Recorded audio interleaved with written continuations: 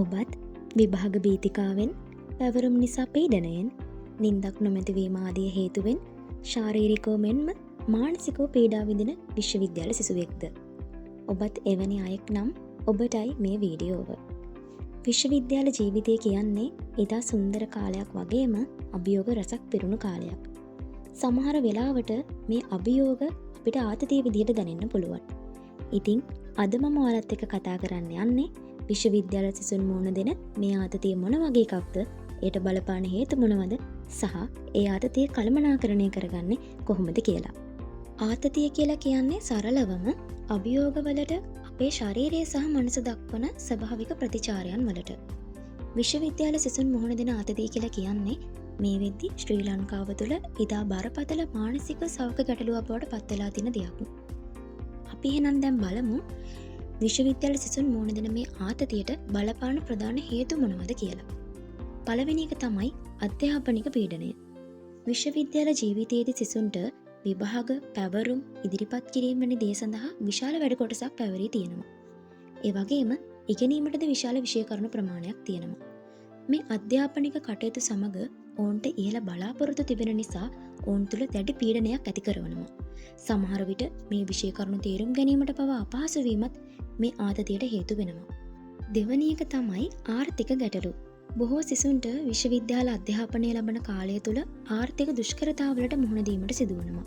නවාතැන්වලට, ආහාරවලට, පොත්පත්වලට සහ අනෙකුත් වියදම් පියවා ගැනීමට මුදල් නොමැතිවීම මත විශාල ආතතියකට මුහුණ පෑමට ඔවුන්ට සිදුවනවා. තුන්වෙනි එක තමයි අනාගතය පිළිබඳ අවිනිශ්චිත භාවය. උපාධියෙන් පසු රැකියාවක් සොයා ගැනීම සහ අනාගතය පිළිබඳව ඇති අවිනිශ්චිත භාවය සිසුන් තුළ විශාල මානසික පීඩනයක් ඇති කරනවා. තමන්ගේ අධ්‍යාපනයෙන් පසු තමාට හොඳ රැකියාවක් ලැබේද යන බිය සහ පීඩනය ඔවුන් තුළ පවතිනවා. හතරවෙනි කරුණ තමයි නවක වදය. ශ්‍රී ලංකාවේ විශ්වවිද්‍යාල පද්ධතිය තුළ නවක වදය තහනම් කර තිබුණත් අදටත් ඇතැම් විශ්වවිද්‍යාල තුළ ඒ ක්‍රියාත්මක වන බව මේ වීඩියෝ නරඹන ඔබත් මමත් මේ වෙනකොට ඉතා හොඳින් දන්නා දෙයක් වෙලා තියෙනවා. සමහර සිසුන් නවක වදයට මුහුණ දීමත් සමග දැඩි මානසික කම්පනයකට ලක්වනවා. එයින් ඔවුන්ගේ අධ්‍යාපන කටයුතු වගේම පෞද්ගලික ජීවිතයටත් බොහෝ තර්ජන එල්ලවනවා. ඇතැම් විට එය සියදිවි නසා ගැනීමක් දක්වාද දිගු වෙන්න පුළුවන්. මේ වීඩියෝ නරඹද්දී මේත් සමග ඔබගේ මතකෙට නැගෙනව ඇත්තේ පසුගිය මාසයේ සබරගමු විශ්වවිද්‍යාලයේ නවක වදයට මුහුණ පෑ සිසුවාගේ ඛේදජනක මරණය පිළිබඳව. එය මුළු මහත් රටක් කම්පාවට පත් වූ දෙයක් වුණා.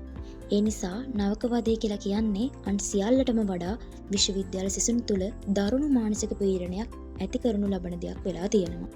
පස්වෙනි කරුණ තමයි ප්‍රමාණවත් නින්දක් නොමැතිවීම සහ අක්‍රමවත් ආහාර රටාවකට යොමු වී සිටීම. අධික අධ්‍යාපනික වැඩ කටයුතු නිසා ප්‍රමාණවත් නින්දක් නොලැබීමත්, සෞඛ්‍ය සම්පන්න බවින් තොර ආහාර රටාවක් අනුගමනය කිරීමත් විශ්වවිද්‍යාල සිසුන්ගේ මානසික ආතතිය වැඩිවීම කෙරෙහි බලපා තිබෙනවා. ඒ වගේම නිවසින් ඈත්ව නුහුරු පරිසරයක ජීවත්වීමට සිදුවීම, ප්‍රේම සම්බන්ධතා බිඳ වැටීම, මිතුරන් සමඟ ඇති කරගන්න ආරවුල් යන ආදියත් විශ්වවිද්‍යාල සිසුන්ගේ මානසික ආතතිය කෙරෙහි ඍජුව බලපෑම් එල්ල කරනු ලබනවා.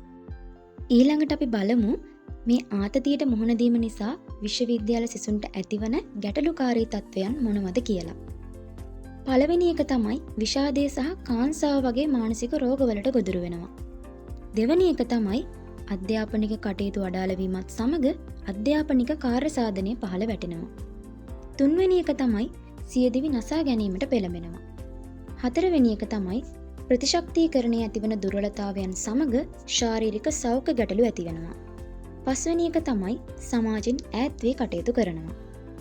දැන් අපි වීඩියෝයේ විශේෂම කොටසට අවධානය යොමු කරමු. ඒ තමයි විශ්වවිද්‍යාල සිසුන් මුහුණ දෙන මේ ආතතිය කළමනාකරණය කර ගැනීමට සහ එයින් මිදීමට අපිට අනුගමනය කරන්න පුළුවන් ක්‍රම මොනවද කියලා බලමු. 1. කාලය කළමනාකරණය කර ගැනීම. සැලසුම් සහගතව වැඩ කිරීමෙන් අපිට පුළුවන් කාලය කළමනාකරණය කර ගන්න. අධ්‍යයන කටයුතු, පැවරුම්, විභාග ආදී සඳහා තමාටම ආවේනික කාලසටහනක් හදාගෙන ඒ අනුව කටයුතු කරොත් අපිට පුළුවන් මානසික ආතතියකින් තොරව විශ්වවිද්‍යාලය තුළ අධ්‍යාපන කටයුතු හදාරන්න. 2. උපදේශන සේවා ලබා ගැනීම. සෑම විශ්වවිද්‍යාලයක් තුළම සිසුන් සඳහා මානසික උපදේශන සේවාවක් ක්‍රියාත්මක වෙනවා.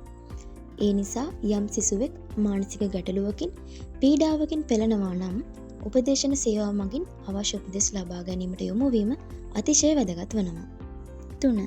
සමාජ සම්බන්ධතා පවත්වා ගැනීම. පවුල සහ මිතුරන් සමග නිරන්තරයෙන් සම්බන්ධතා පවත්වා ගනිමින් කටයුතු කරොත් විශ්වවිද්‍යාල ජීවිතය තුළදී අපිට මුහුණ දීමට සිදුවන ආතතියෙන් බොහෝ දුරට මිදීමට හැකි වෙනවා.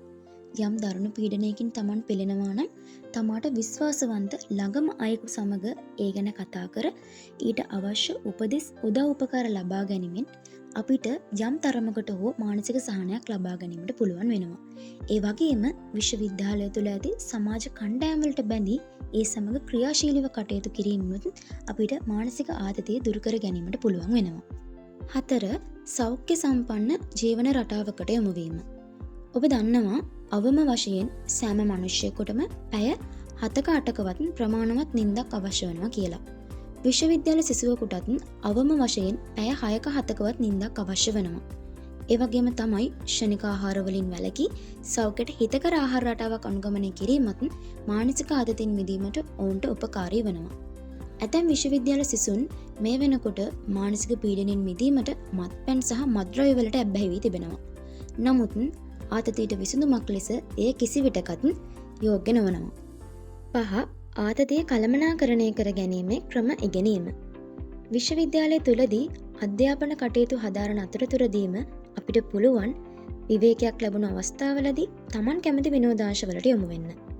බාහිර කටයුතු සඳහාද අපිට අමතර කාලයක් යොදවන්න පුළුවන්.